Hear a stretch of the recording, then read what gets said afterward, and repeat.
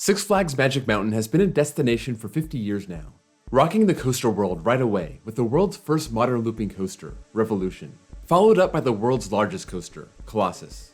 It became the first park ever to add 3 coasters in 3 straight years in the early 90s. It opened the world's tallest and fastest coaster in 1997, and then in 2000, they went all out with Goliath, then Deja Vu and X, touting itself as the Extreme Park, and boasting the record for the most roller coasters in any park.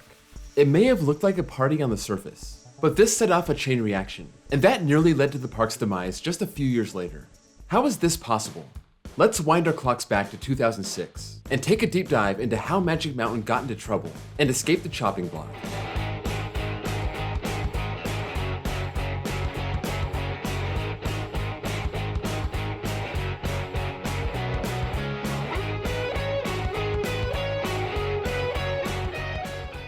This story doesn't start in 2006. I trace its origins all the way back to 1998, when Premier Parks acquired Six Flags theme parks from Time Warner.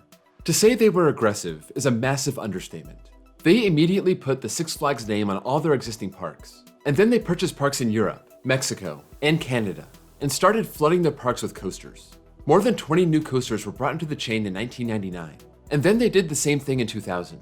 Some of these were small coasters, but most of them were huge, expensive investments. Six Flags Ohio and Six Flags Holland each added 4 new coasters in 2000 alone. It was a controversial investment strategy, but did it work?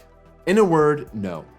In 2004, the financial problems of Six Flags began to surface, and that party we all had from 1999 to 2003 was over. Six Flags sold Worlds of Adventure to Cedar Fair, and they unloaded their European parks. And the following year, they lost Six Flags New Orleans to Hurricane Katrina, and sold Astroworld to a company that would demolish the park and repurpose the land. The sale brought in less than half of the cash that they were expecting. A big black eye for CEO Kieran Burke. Even before that debacle, investment groups led by Bill Gates and Daniel Snyder were calling for change. Snyder's Red Zone LLC tried to take control of the board of directors, and was successful in doing so by the end of 2005. He put the whole company up for sale, but it was never sold. Snyder did, however, make some big changes. Kieran Burke was out, and Mark Shapiro was in, coming from ESPN, where he was the executive vice president of programming. Snyder and Shapiro wanted to bring a whole new philosophy to the company, and that's where the story really kicks off. Even with its recent sell-offs, Six Flags was in a world of hurt.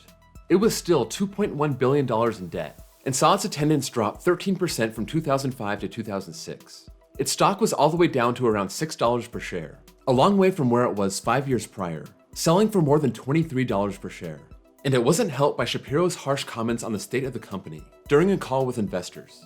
Steve Baker, a former Disney executive and theme park consultant, said that Snyder would have a tough time turning the chain around because of its debt, high overhead costs, and low profit margins. He said that Six Flags would have to sell off a bunch of its parks, or else he would never be able to grow back such an unruly company. Shapiro set off on a tour to visit all of Six Flags' 29 parks in 30 days, holding town hall meetings with employees. When it came to Magic Mountain, Shapiro said, "This is one of our flagships. It's a staple in the community." But Shapiro had one major goal in mind to turn Six Flags around. He wanted to shift the entire customer base for the whole chain to balance teenagers and families. Coasters and thrill rides would still be high priority, but so would parades, fireworks, costume characters, and the push to make each park smoke-free. He also would raise the price of season passes, trying to attract higher-paying customers, and cut down on rowdy teenagers, who see these parks as a cheap place to hang out, and not spending any money inside the park. A second tour of the chain during the summer did not go well, as Shapiro witnessed unfriendly and slow-moving employees, poor maintenance, and one-train operations on popular rides. And Magic Mountain was not one of the bright spots. Jeff Putz, editor of CoasterBuzz.com, said that Magic Mountain's reputation was downright bad. If you do show up at the park, half the rides are closed. The park is messy. Trash is lying around. Ride operators don't care. Service at food stands is bad. It adds up to people not having a favorable impression of the park. Shapiro acknowledged Magic Mountain's problems during a conference call with analysts and investors, bringing up a letter that he received from a visitor, calling his experience despicable. Shapiro noted, "Once you burn Mom, she's not rushing to come back and get burned again." Despite the improvement in guest surveys into the summer of 2006, Shapiro said that in order to pay down the debt, the chain must consider selling off a park like Magic Mountain. The board of directors and Mark Shapiro had just witnessed Cedar Fair's acquisition of the 5 Paramount parks for $1.24 billion earlier that year. The bidding war for those parks was eye-popping, and Six Flags saw the dollar signs in their eyes if they were to put one of their own parks on the market, especially from those investors that lost the Paramount bid. One consultant estimated that Magic Mountain could garner over $500 million. But it wasn't just other theme park operators interested in buying the park. There were also talks of selling the 250-acre park to real estate investors to turn the park's site into homes and businesses.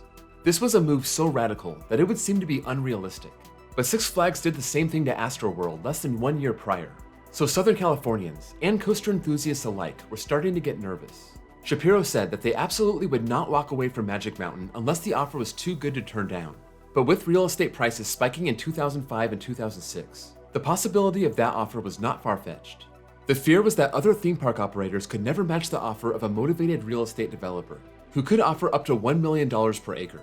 Paul Rubin, North American editor of Park World magazine, called the fact that Magic Mountain was on the auction block shocking. But Shapiro had the desire to make the parks family-friendly, and this clashed with Magic Mountain's long history of being the place for teenagers in Southern California, hosting concerts, spring break events, the world's best coasters. And that also brought in violence from gangs, as well as other factions. And the park worked hard to deal with those problems over the years. Magic Mountain separated itself from the other parks in Southern California, like Universal, Knott's, and Disneyland, which appealed more to families and tourists, compared to the younger and more local crowd coming into Magic Mountain.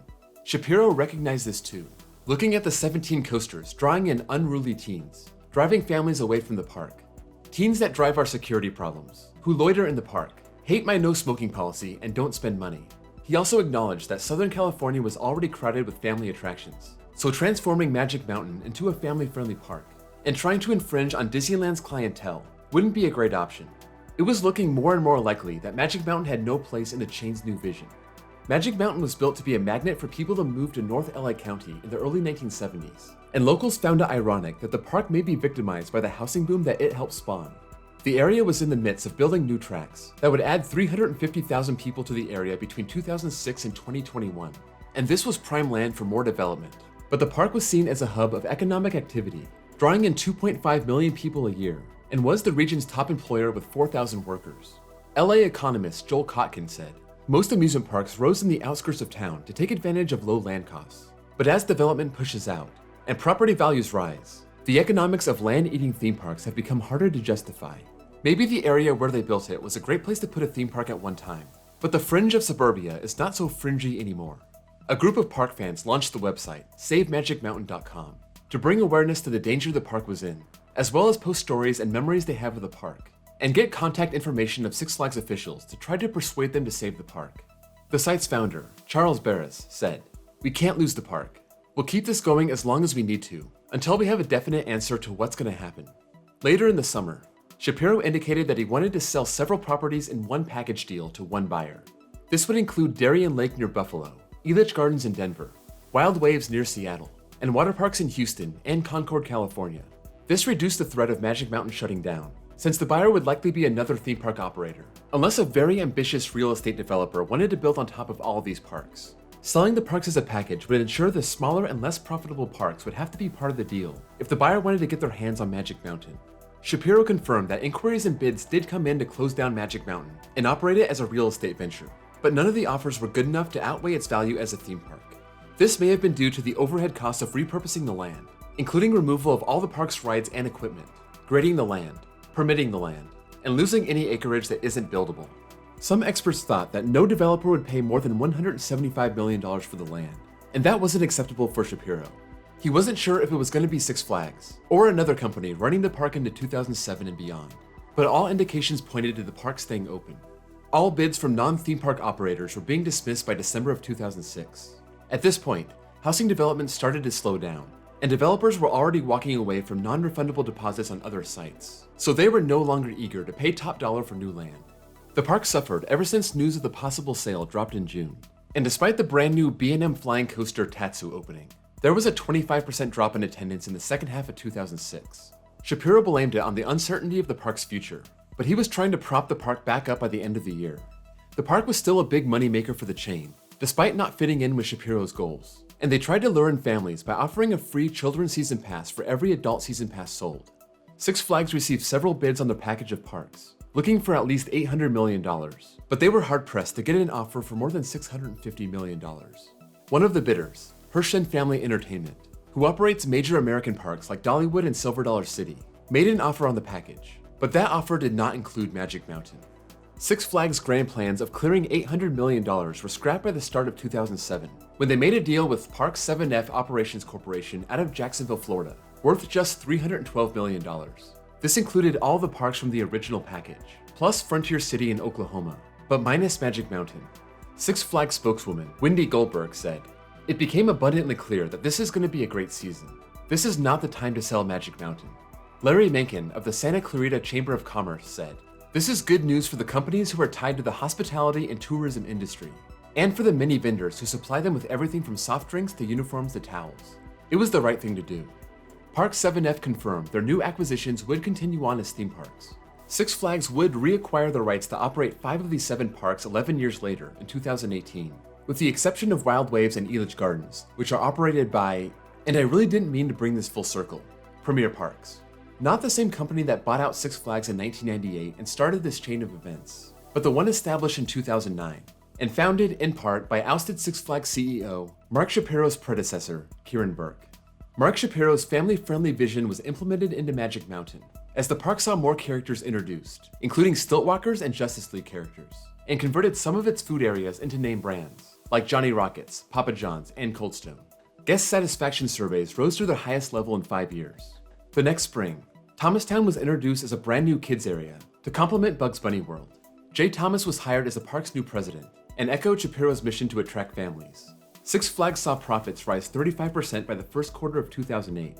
Everything seemed to be going in the right direction until the housing market crashed, the economy went into a deep recession, and Six Flags went bankrupt a year later. The little details. If you enjoyed this snippet of history of Magic Mountain, be sure to subscribe to my channel and look out for my complete 5-part documentary celebrating the park's 50th anniversary. That'll be coming out starting in May. If you're watching this a long time after it's released, the links to those videos will be down below. I thought this topic needed a deeper look, since it seems like a significant story, but it kinda got swept under the rug because nothing came of it. But what if the park closed? What would have happened to all those amazing roller coasters? Stay tuned later this week for my theory of what Six Flags would have done with them. Before you go, be sure to drop a like. It really helps out the channel. And check out my Discord server if you want to chat with other fans of the channel, as well as my second channel, which I made for other coaster YouTubers looking for copyright-free footage. All those links are down below. Thank you all for watching, and I'll see you all next time.